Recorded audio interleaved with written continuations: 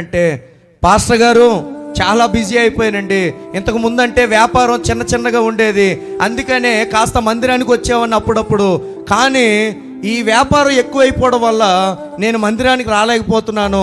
Pastor గారు దయచేసి ఏమనుకోకుండా నా గురించి ప్రార్థన చేయండి. దేనికి? మందిరానికి వచ్చేటట్లు ప్రార్థన చేయండి అని అంటూ ఉంటారు.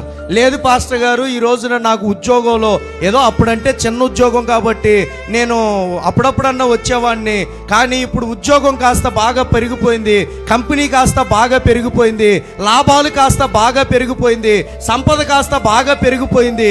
ఇప్పుడు పనివారిని మెయింటైన్ చేయాలంటే ఖచ్చితంగా నేను ఆ ప్లేస్లో, ఆ ప్రదేశంలో, ఆ ప్రాంతంలో ఖచ్చితంగా ఉండాల్సిందే అని చెప్పి ఎవరైనా మన మధ్యలో అలాంటి చాలా బిజీ అయిపోయిన పర్సన్స్ ఎవరైనా ఉన్నారా? పైకి చెప్పవసరలా, పరీక్షించుకోండి, పరిశీలించుకోండి. పాపం వాళ్ళు చెబుతున్నప్పుడు నాకు ఏమనిపిస్తుంది అంటే అమాయకత్వంగా అనిపిస్తూ ఉంటుంది అన్నమాట. పాస్టర్ గారు చేస్తారు నువ్వు అన్నట్లుగానే.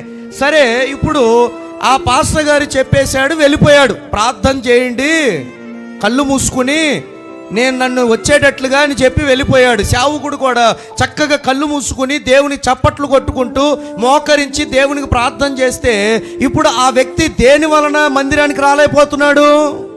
వ్యాపారం వలన. ఇప్పుడు ఆ వ్యక్తి, ఆ సహోదరుడు, ఆ యవనస్తుడు, ఆ తండ్రి, ఆ తల్లి దేవుని మందిరానికి ఎందుకు రాలేకపోతున్నారు?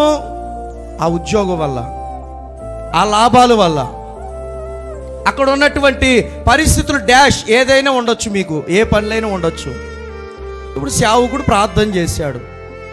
ఇప్పుడు మందిరానికి ఆటంకంగా ఉన్నటువంటి వ్యాపారాన్ని దెబ్బ కొడితేనేగా వచ్చేది.